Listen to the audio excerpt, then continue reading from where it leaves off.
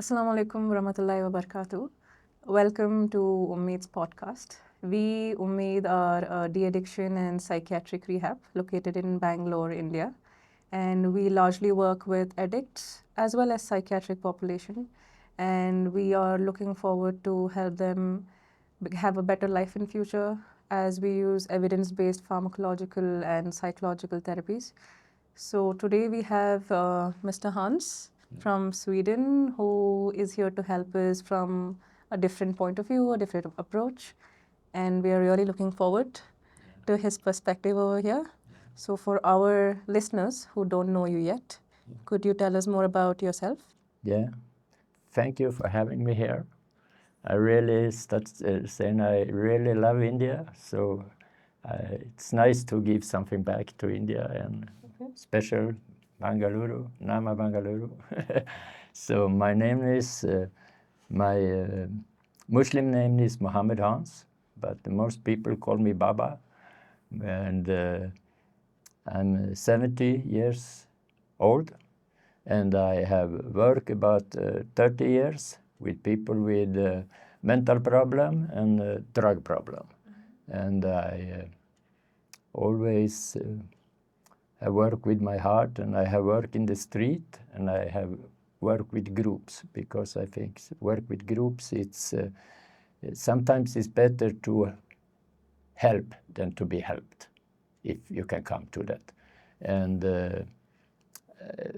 I have two wonderful children home in Sweden. My son, Adrian, 34, my daughter Alice, 28.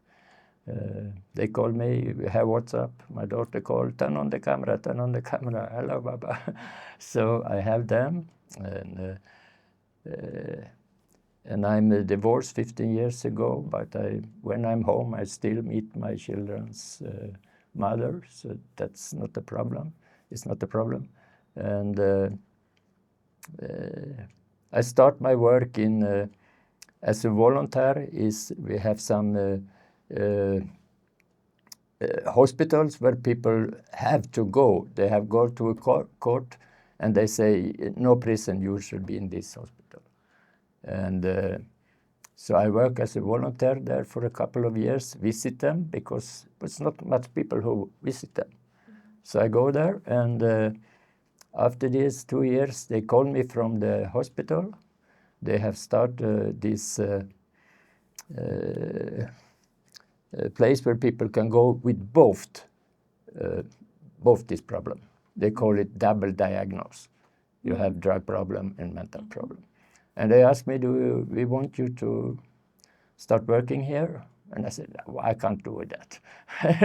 You can't. You will be the link between the patient and all these doctors. Mm-hmm. So I worked there for almost 5 years, and I learned a lot to be sitting every week listening to the doctors and the psychiatrists and everybody talking about the patients, how to help them, and sometimes I check up you talk about this person, you have never met him. Come on. So I was the one, but that was my work there. So yeah, I learned a lot. This was really, really good school for me. Otherwise, I go on the university in Örebro for 2 years. It's a pedagogue program for children from 7 to 12. That's my education. And so I worked there for about 5 years at the university hospital. And then I opened my own place, my own company, name's Good Life. Because I think sometimes it was, no, you can't do that, you can't do that, you can't do that in the hospital. And my boss, his name was Tommy Strandberg, he see the potential if I can get free. So he say, I buy some, I send you patients 2 years for every month. Then you have money so you can start. And then I start my own company, and I made it Good Life because I always focus on the good life. Not tell them what not to do. I tell them we can do this. Was my focus all the time. And so that's about my work and so. And I've been Muslim for 7 years. MashaAllah. Yeah, really, it's my best 7 years. Before I go in the church, and people sometimes ask what's the difference. When I go to the church, I have God here. And when I start being Muslims, I have God here in the heart. So, yeah, that's the way. And now I haven't worked for about 7 years, something like that. I'm retired and come to India. So, yeah. Since you've mentioned that you are working on the streets to help address people's mental health issues, that is, if they are going through it, how they can come out of it, general conversations. So could you introduce us to your concept of street therapy? Yeah. The first role I have, it's up to me to understand them. Okay. Not for them to understand what I want. That's the first role. And also I say if you can't tell people, if I tell you don't think about chai, okay, you think about chai. So I have to so if I tell them don't drink wine, they see wine in the head and go away. So I always try to speak positive to people, what they can do, or yeah, and be very positive. And I work with my heart, and you don't know anything about people when they come, and I have about 5-7 minutes, so you have to be straight on. I have coffee or chai and say, do you want a cup of coffee? Yes. And I give them a cup of coffee. And then I say, what do you want to talk about? And they know there is more people waiting. So often they are used to people, yeah, I have read about you before, but this is straight on. And maybe they say I have problem with my man or drugs or whatever it is, and you have to take it in. Some people you have to go like this. What do you want? Some people you have to go back a little bit. You feel it. So you have to trust your heart every time, and yeah, and you never know. It's knock and come. And you have to be open for conversation. And some people come back every week. And people from hospital could come and say, yeah, we work too much. We just have 5 minutes. It's a lot of stress. And young people can come, old people. So you can't prepare yourself. The only way you can prepare yourself, that is eat a good breakfast and have good coffee and just relax and see what's happened. And I always try to think in the positive way of if I try to not give advice if I can, but I know what I want to give to kind of advice, and then I try to tell questions around that, so they self say it in the end. Maybe I should start training. Maybe I shouldn't call my ex-man because I always get upset and things like that. And yeah. So you make them find their own answers rather than giving them answers. Yeah. That's a try. They have get so many advice in their life. So if they can, and if they say I should train, I feel good when I train, And then I say, what do you say? Yeah, I will try. And when they go, okay, see you next time, you have trained more, or whatever it is. Whatever it is. And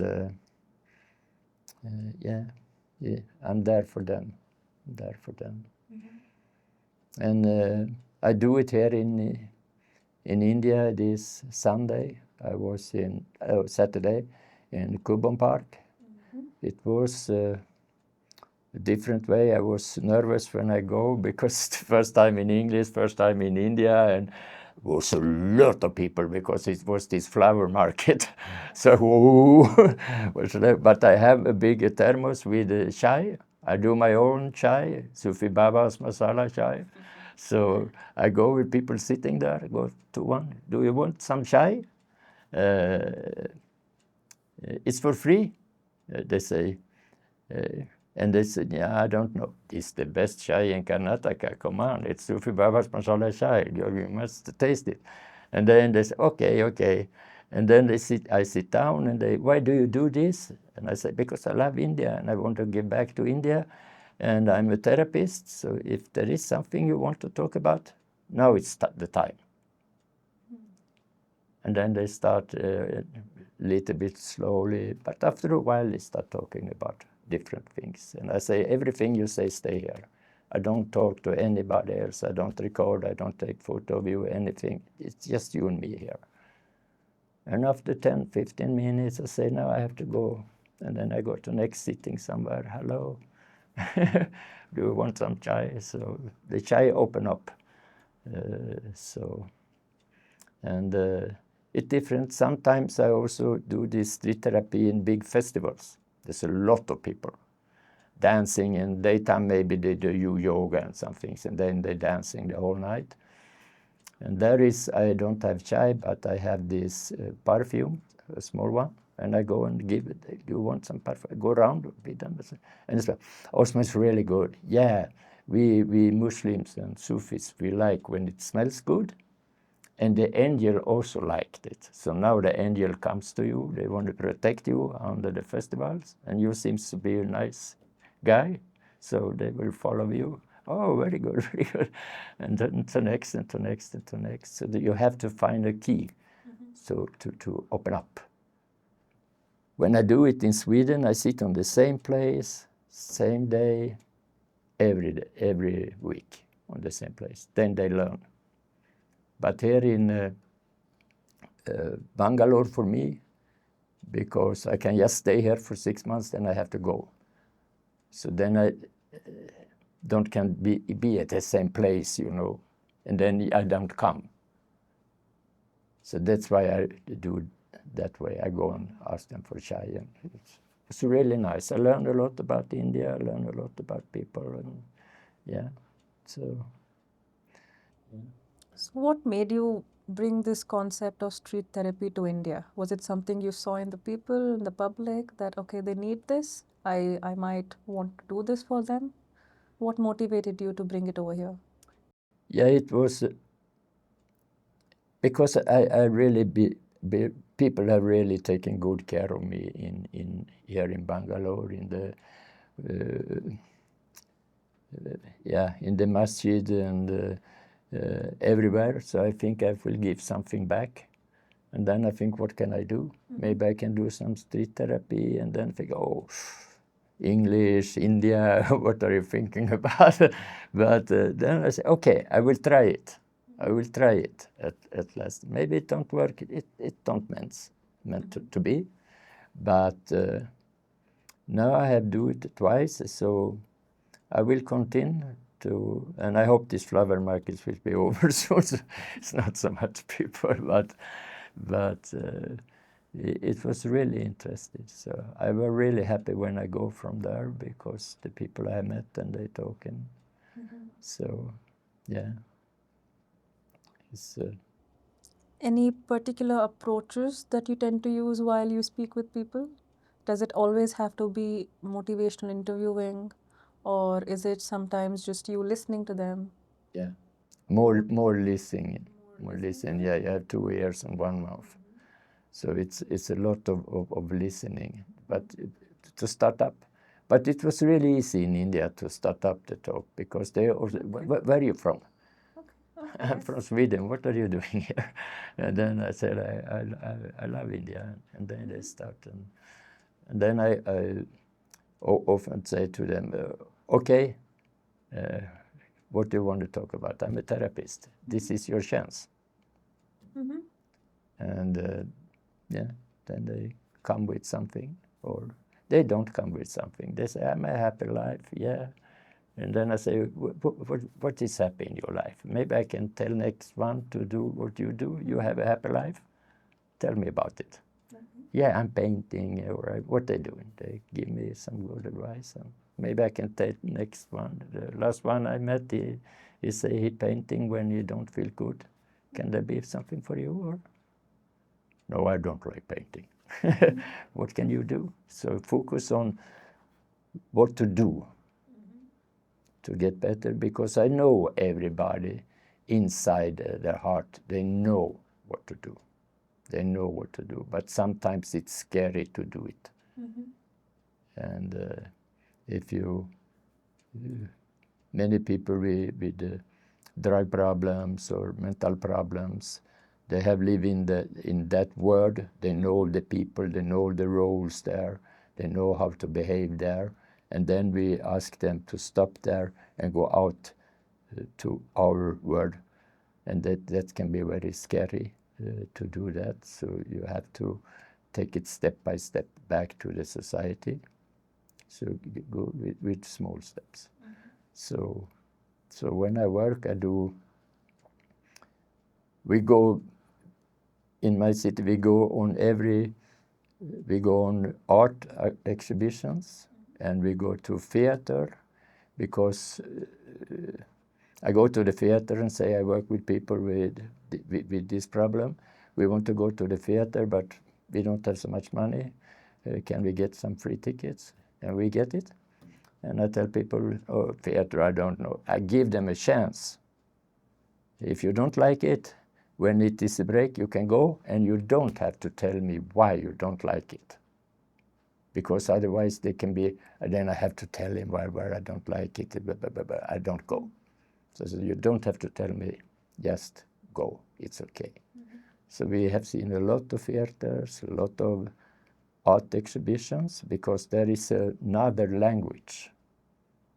When you go and look at art exhibitions and see which one you like, I like this, why you like it, and I don't like that one, why not? So we have done that for 10, 15 years. Mm-hmm. And yeah, so find another kind of language to talk about, and sometimes other people could say it was like the painting, I see, or we were out walking in the forest, training a lot. Sometimes people ask me, if you just can do one thing with a patient, what would you do? Training. Because after training, you're relaxed in your body. So we train 3 times a week, Monday, Wednesday, Friday. We go training together for an hour. Often we do this spinning, spinning. You go by bicycle very fast, and the music is on. And after that, really relaxed, and we go back, and then we sit talking. So training is really good. Training is really good. Okay. We would like to know more about your routine over here. What it is like to be you. Do you wake up, have your breakfast, and immediately set out to help people? What is it like? In India? Yeah. I wake up when God wakes me. Okay. That's the first rule. And then I pray and go out and eat masala dosa, idli, and vada or something like that. And then I see what's happened. But there is very easy here, because when I go out and after breakfast I sit down and take a chai somewhere, always people come from, where are you from, sir? And what are you doing here? And I live close to Ramaya College and Hospital, so there's a lot of young people around. So they come and talk. Mm-hmm. And then I don't tell them I'm a therapist, but it means like that. You sit and talk and they ask. And there's really nice things in India, because they can ask me, how old are you? I said, I'm 70. Oh, I'm only 23. Can you give me a good advice for life? They ask. I never get that question in Sweden. Sorry, Sweden, but that's true. And they want advice, and I always say to them, be curious. If you're curious, you are on your way. You're on your way. You can work like a painter, construction, whatever you work with. If you're curious, you're on your way. Always want to look how it looks around the corner. Go different way to work and be curious. That's the way I give. Just that. And they like it. Say, yeah, I will try to be curious. So, as you was now, I say, you ask me a lot of questions. That's good. Go on. So, how you work, it isn't a very conventional therapeutic setting, right? It's in the open. Yeah. So there are a lot of people, a lot of noises. So there tends to be inhibition for people to open up, the fear of judgment, or to be more socially desirable. So have you noticed any such difficulties when you've had to have people open up to you? Just because there are a lot of people around, or it's not just a private space for you to speak with them? Yeah, I think a lot about it in the beginning when I start, but I have no problem. Didn't have no problem. I don't know if it is problem. Maybe a lot of people don't come because it is like that. But as I say in the beginning, it was 2-3 persons. Then it comes more and more and more and more people coming. So yeah, it can be a problem. But I try to never use problem. It's kind of haram for me. Because you tell your brain problem, and then the brain starts search for problem. So I always say solutions. So if something happened to me, what is the solution of this? So that's also where is it crowded, people come. What is the solution? Yeah, maybe you should go around with your thermos where people sit alone, start there and see. So solution, always be curious, search for solutions. That's the way I work. Yeah. That's nice. Yeah. Ever had people come up to you with certain issues or certain situations that you yourself did not know how to respond to? Yes, most people tend to tell you that, okay, I have a nice life. But those who actually tend to open up to you that, okay, no, I have these issues. I don't know how to deal with it. I'm so glad that I found you. Yeah. So could you help me with it? And are there times where you did not know what to do, what to tell them? Then I do these psychiatric questions. What do you think yourself have to do? And when it starts, it's from the beginning, or when this thing starts, and maybe they say 15. What happened before that? What do you self think is the problem for this? And we try to find the solutions. And then I also say, sometimes people have come and say 5-6 times, and I know this is too difficult for me, or then I try to ask them, is it okay if I try to find someone you can go and talk to? I will don't tell the name or something, but I just, and hopefully after this 5-6 times they trust me. So I say, you can go there and you can go there. So, but always when I work, before I send someone to some psychiatrist or some psycholog or something, I always call them and say, I want to meet you first. Okay, they say, that have never happened before. I don't want to send someone to you. I don't know you. So the first time, and then I ask, what happens if it smells alcohol from then? What do you do then? When do you do then? And I ask them like an interview. And then I see, okay. And then I ask the people who go to that person, what do you think about her or he? Mm. And try to give them some way. But and I have my Sufi weapons. What are those? Yeah, no, there is curious eyes, Okay. a loving smile, and an open heart. What can go wrong? If you meet like, yeah,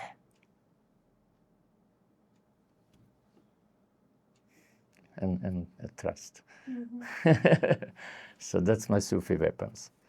And I try to use them every day when I walk in the street and try to look at people and smile and yeah. So I have a lot of friends in Matikeri around me. Yeah. Okay. Have there been times where people have expressed some disappointment in traditional therapists or institutionals or professionals that, okay, I've been to therapy before and it didn't work well for me?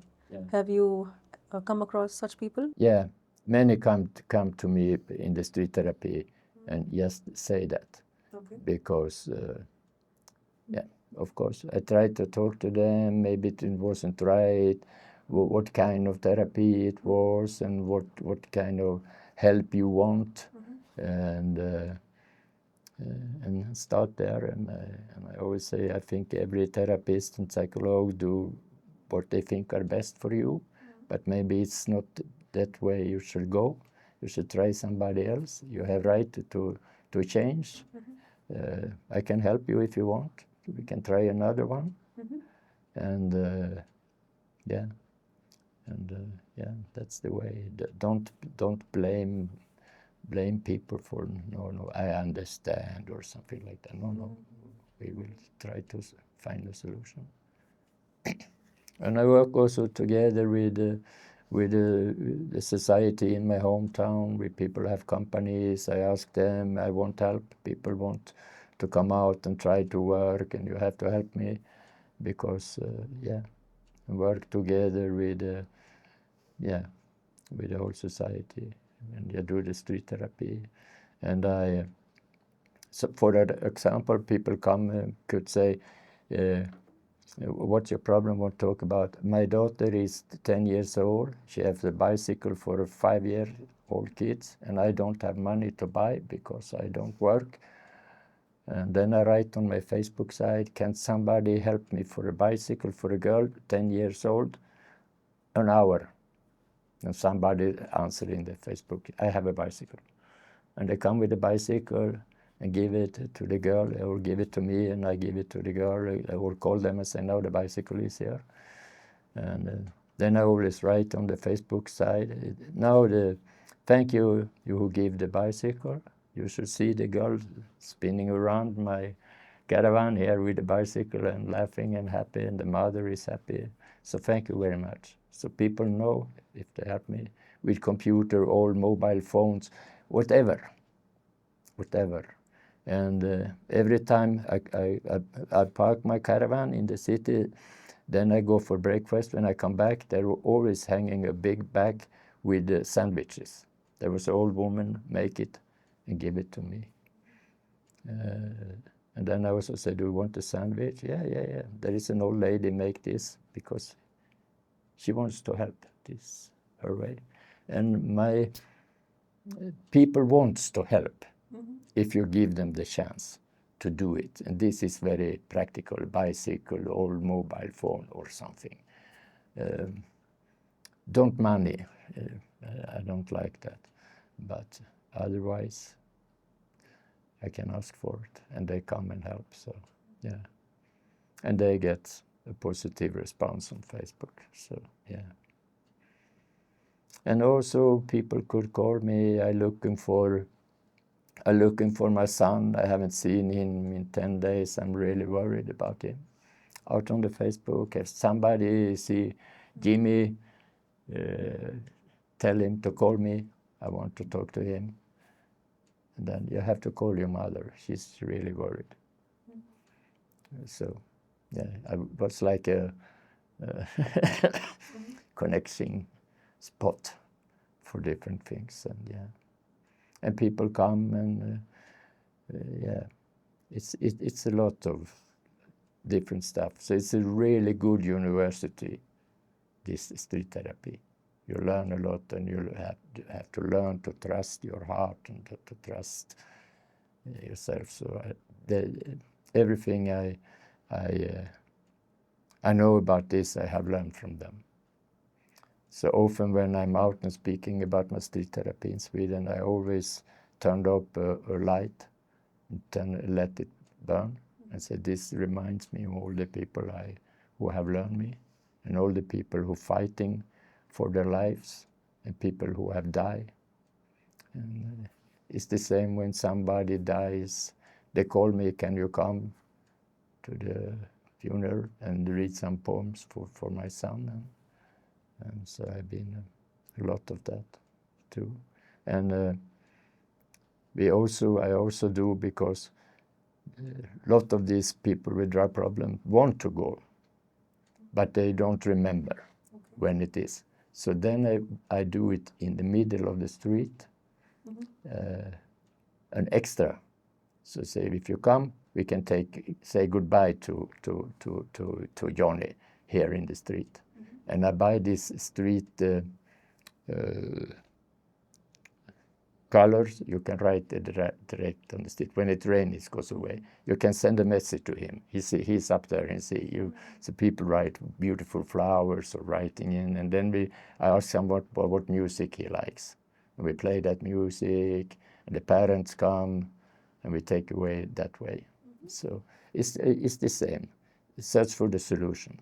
Okay. Just don't blame you have to go. Remember, on Wednesday you have to go to the church or to the mosque. We do it in another way. Yeah. So. In your experience so far, when people have come forward and acknowledged their addictions and also expressed a desire to overcome it, right? As a street therapist, how have you found yourself able to help them? Because addictions, unlike daily stressors, they cause significant distress and disruptions in life, daily functioning, be it social, educational, personal. So this is a much more serious issue, right? So as a street therapist, how are you able to help them? The first thing you have to, they trust you. Because as I said before, they are in this world with people with drug problem. They know all the rules. They know how to behave in that world. So you should help them in our world, kind of. So they have to trust you. So I always say, I will always be here for you. I will always be here for you. Whatever you do, I will be here. It's very common in Sweden, if you do 3 mistakes, out. And I say, that's not possible here. That's not possible here. I want to be here. So then people ask, so they can use as much drugs as they want? No. After a while, they self. So or I can tell that this don't work so good. Can I help you to another place? Can we discuss it? So that's the way to trust you. But they want somebody to hold in their hand when they leave that group and go to another group. It's just the same with me. If first time in Kuban Park, I was nervous. I should have somebody I can trust with me, but my mobile phone doesn't work, so I couldn't call anybody. So, okay, I have to do it by myself. And you start a new school or whatever you do, of course you're nervous, and they really live in, and they know everything about how much it costs. If you buy so much, it costs so much. They can do it in their head about drugs. So that's why we go to this theater and art exhibition. And if they get the chance to start in some work and try to that work, they can say, yeah, I was in the theater and looking at Romeo, Julia, Hamlet. It is Saturday. And they know, what? They have something else to talk about. Or someone I could buy the newspaper so they get it every day. And I say, you're nervous to go to work, go up a little bit earlier, read the newspaper, take something there you can learn from. So it's very direct on. So the newspaper. I get that as a solution at the hospital, and they say, no, we can't buy the newspaper to people. And then that's the way I want to work. That's where I start my own things. I can buy the newspaper for them. They're coming home every morning in the that. And we go, and sometimes also we go on cinema and looking at movies. And then I say, you can take one friend with you if you want. I pay for it. And then was a way for me to learn their friends. And not, I don't have to ask. They come at the cinema, and they was really happy. Oh, thank you for coming to cinema.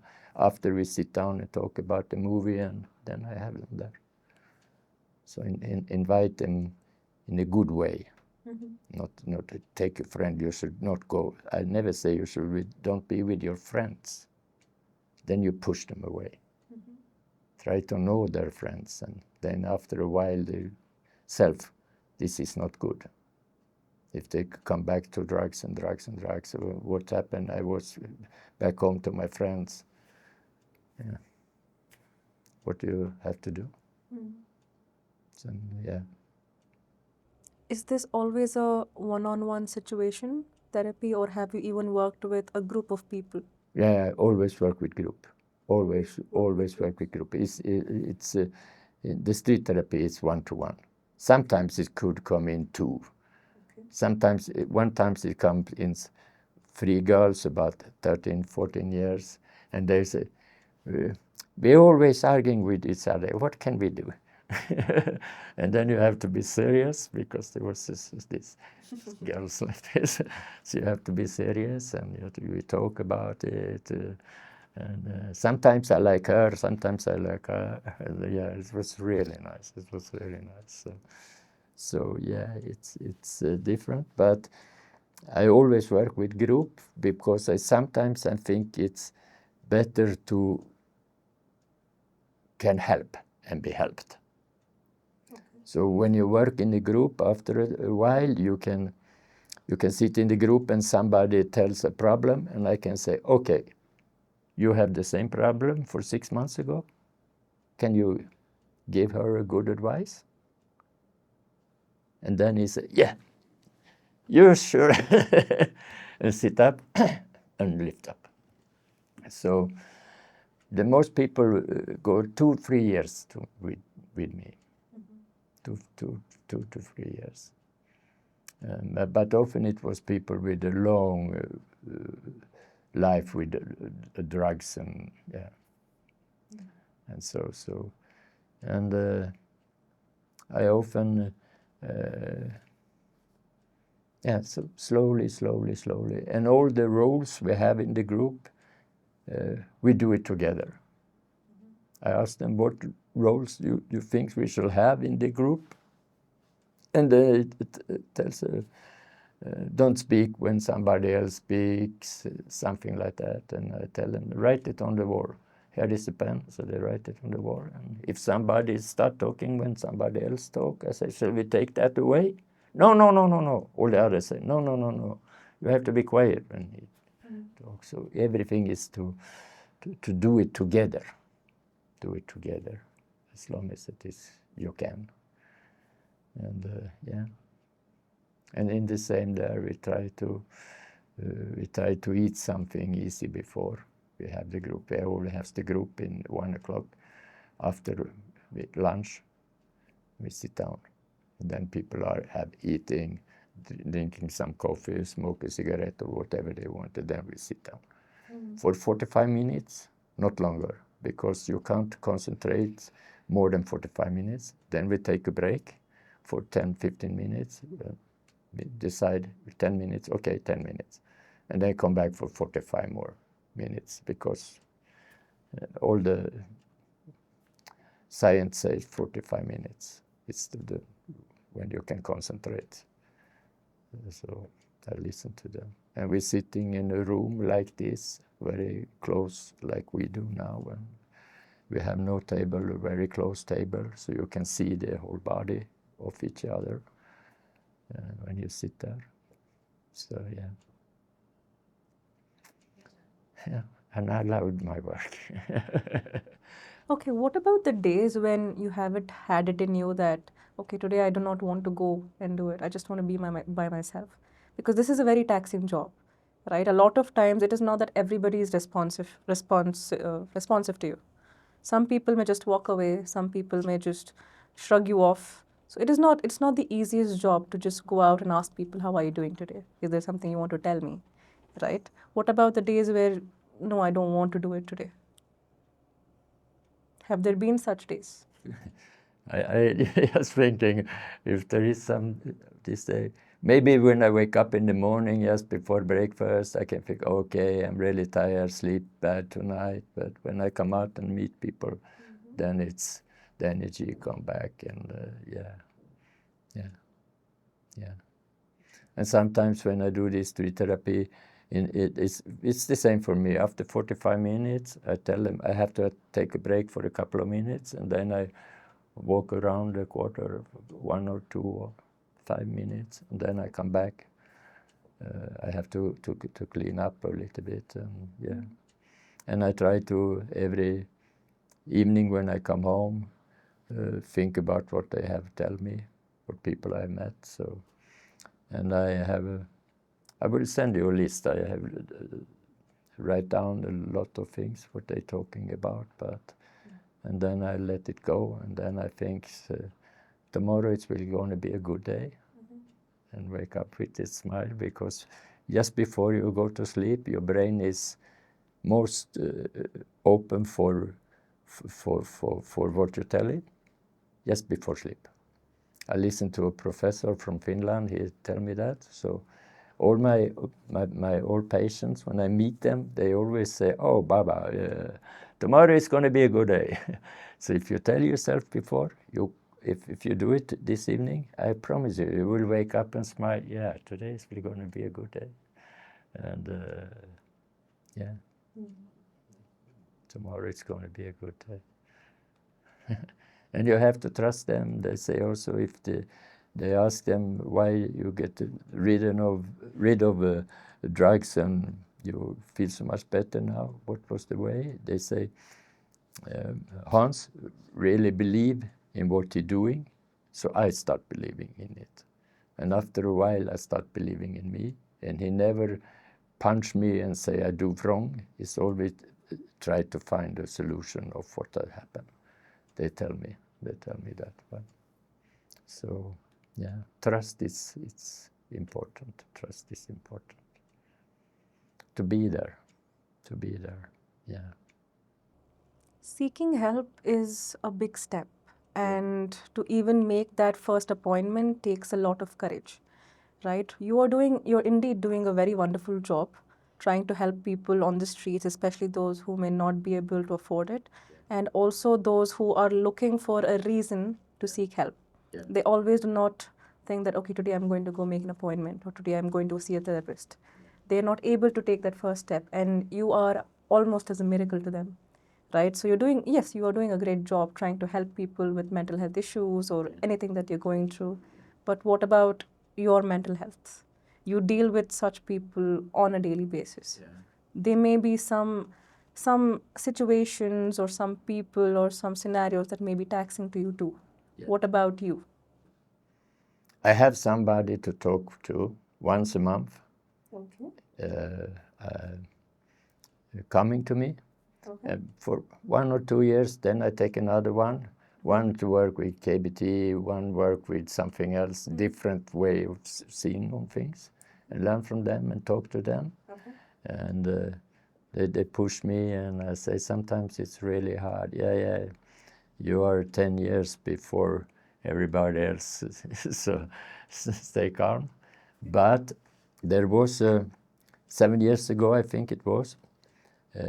There's also, I always work on Christmas, all this big celebrating time. I always work.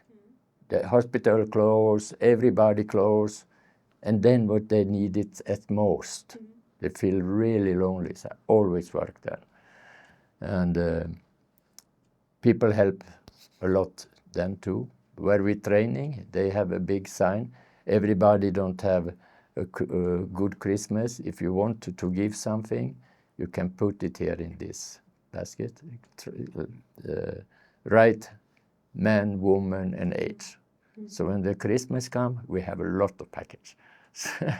So we take that, and the people come with food, and we make food together, and do this celebration and New Year and things like that. And my children was always with me to this Christmas, come to me, and after that we go home and do our own Christmas. So they have growing up with this man and woman. So, but then it was a Christmas for 7 years ago. It was the best Christmas, and we always have a priest coming also, who like the way we work, so he come on Christmas, so people have a chance to talk to him if they want. Eat good food. And then I always say the day after, I will be here tomorrow 2 o'clock, because some people can hard to deal with all this love and charity and everything. And so I say, tomorrow 2 o'clock I will be here. And then I wake up in the morning, 2 o'clock in the morning, and I was totally tired in my head. So I send SMS and tell them I can't come tomorrow 2 o'clock. Maybe next day we can see each other. But it was my brain was totally burned out. So the doctor come and say to me, one of the doctor I work with is a really good psychiatrist and professor here and there. So he say, you can't work anymore. Your work is finished now. And I say, yeah. No, yeah. Say after me, I can't work anymore. And I say, I can't work anymore. And then and he write a letter and send it so I can be sick, be home. And I was in my own bedroom for 5 weeks. I don't go out. My children come home, stay with me, try to get me to eat and drink, and then I don't go outside my apartment for 6 months. I was inside for 6 months. I couldn't go out. Everything, the only thing I know was my name and my children's name and everything like that. So it was really hard. It was really hard. So, but it also learned me a lot.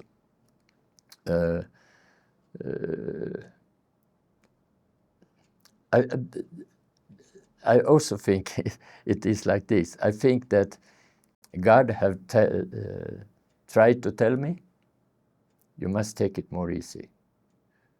And I don't listen. Yeah. Okay. Then I go on, and then at last, you understand now? And I don't think I could have go to my work and say, in 6 months we close this because I'm getting old or something. I don't think I have the courage or possibility to do that. So he helps me. So that was the answer at the last time. But this is 7 years ago, and my doctor says it will take 5 years. Then you are okay again. And that's why I do this. And then for 4 years ago, I come to India. It was really, really nice. Come here. It's more chill here. It's more easy to live here, talk to people, go out. And so it helps me a lot. That's what I mean. I can give back with this therapy. And when I go around like I do, I can do it when I feel good and when I have time. And I really love to come like this, try to give some of my advice or experience to you, and see what we can do together in the street. Any positive stories or experiences from your therapy, street therapy? People have come back to you and said that this has really helped me. Yeah. It's a lot of people do. Another thing I do, was really get people like people drug problem. They use needles and things like that, and they come out. They are really big. It looks really bad in the arms, and infection and things like that, because the youths take each other's. So I start work with the organization in London. They send me big package with needles and things like that, and I pack it, one pump, 3 needles, and some small servets in a small package. My daughter do it, and her friends, and I say, you get 1 krona for every one you do. Yeah. And people say, you make your daughter do that? Yeah, I don't do anything. I can't stand up for my daughter. She understands. I say, people get sick. And the society around get really mad for me and say, you can't do that. And then I say, can I show you some picture of how they look? Because I ask people, can I take a photo of your arm, your feet, or the real infection? No, I don't want to see. But you have to stop to do this in the street therapy. Otherwise, we close your place. Now you talk like mafia to me. If you don't do, we will do that. Yeah, but we don't like this. No, okay, I will quit it. But I don't do. I still do it. And he comes after a couple of months and say, what do you do with the needles and things like that? I quit, you tell me. Yeah, thank you. But I still do it because I see there was the solution. And all the infection and HIV, everything come down. But I also say, you get this, you have to, next week when I come back, you have to give it back to me, the old ones, and you get new. So you have to break the rules sometimes. Now they do it in my hometown. This was 10 years after I started starting this program. So now I can go in Sweden and you get new ones. So, yeah. Okay, before we end for today, what would be your suggestions, or how would you guide future therapists or therapists to go about their work? Be curious. Yeah. And if you are curious, you are also willing to learn more. And I tell you before, it's up to you to understand them. Because sometimes people who are very well educated, they know this is the best, because they have been in university for a lot of years, and sometimes they forget the heart, and they want people to follow them, but you should follow them who have the problem, and try to follow them, and take them in their hands, and after a while they will slap your hands and go their own way. But you will be there for them. And if they feel, I want to be here for you. I want to be here for you. And then they try you. And maybe say they have been free from drugs in 6 months and they start trying it. They will try you. They will take some drugs and come back and say, I take drugs again. Because they want to know you still stand, as you say. So in the beginning, they will try you sometimes and say, yeah, I will be here. Why do you do it? What happened the day before, the week before, or something, and you work on it. Stay there for them.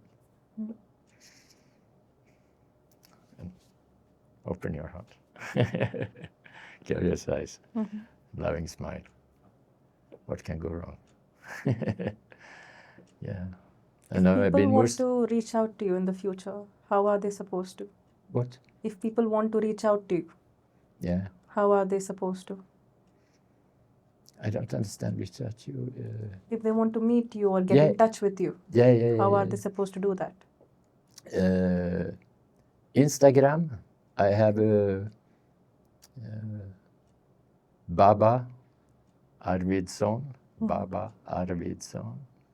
If you have some after text, we can bring it there because then I can meet.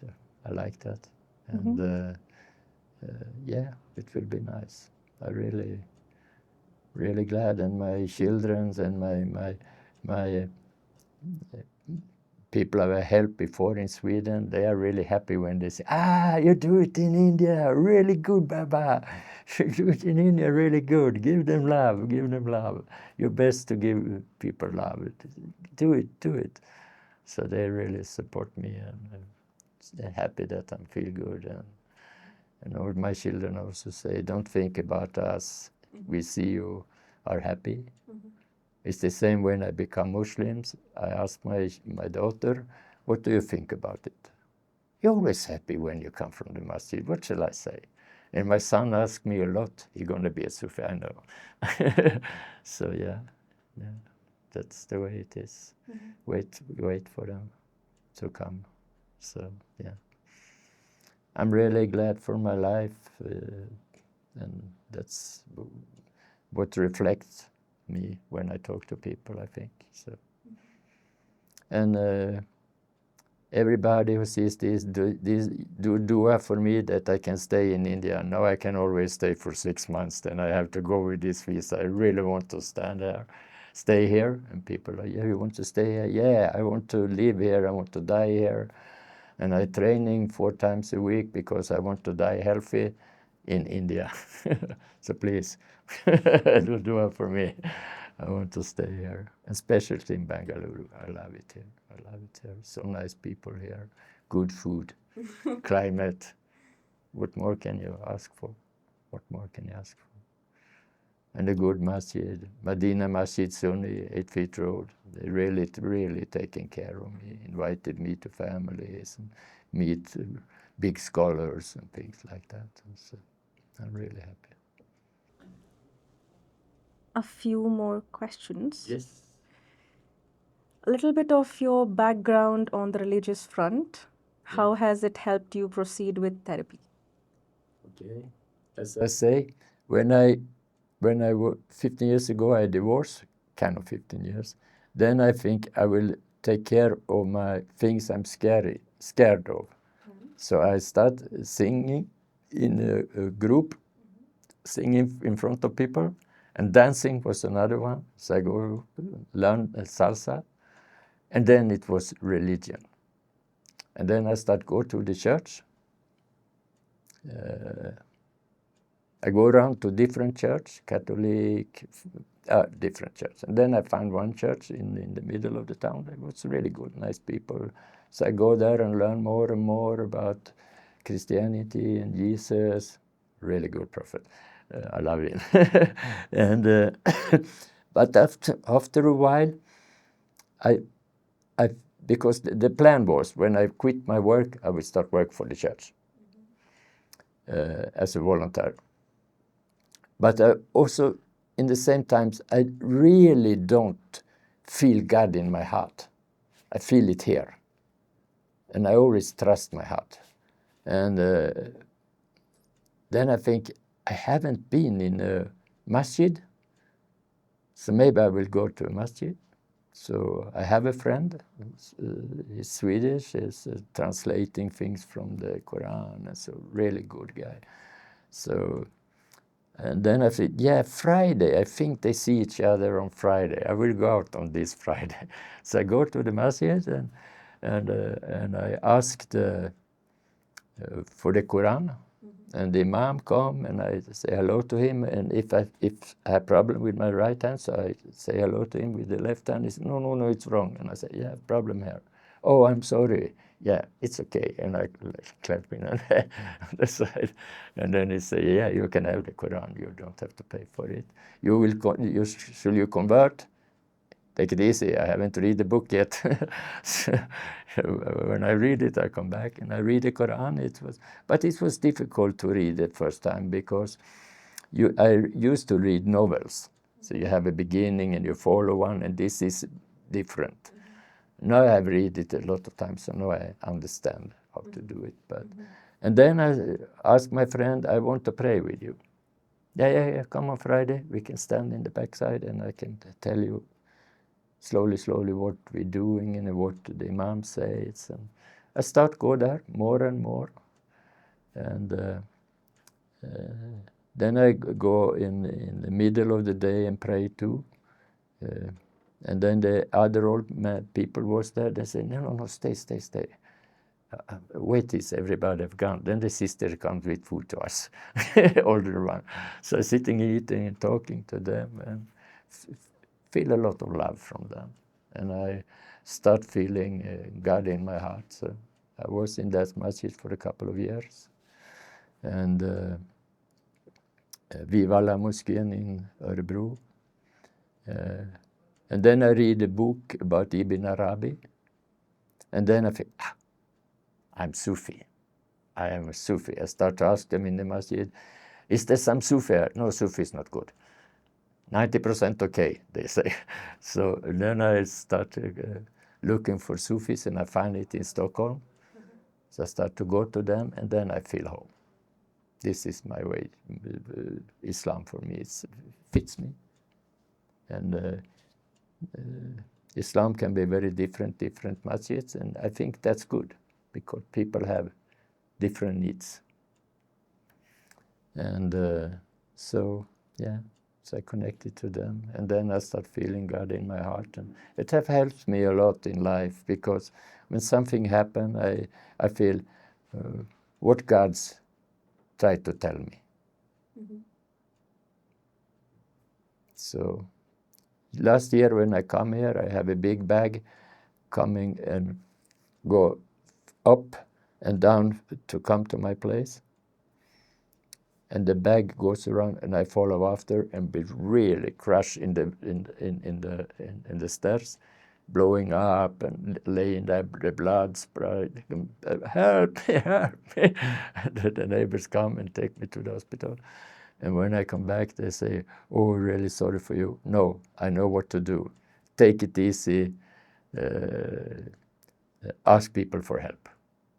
You know, I have worked for myself my whole life, so that's I learned from that. It's good for you have God and you trust Him. How long have you had a patient seeking help continuously? And how difficult is it to maintain this continuity as you do not have a traditional setup? So how do you continue when they relapse and yet seek help again? Again, coming back? Yes. Or is it difficult to engage with them then? No, if they come back, I'm be happy. Mm-hmm. If they have problem, if they have been free from mental problem and drug problem, and then they do it again, I'd be happy if they come back to me and say, now it's problem again. Mm-hmm. And then it goes a little bit faster to work with them. So, yeah, it's not a problem. Be glad if they come back. Be glad if they come back. Maybe they have, as I say, they try you. Mm-hmm. Can I really trust you?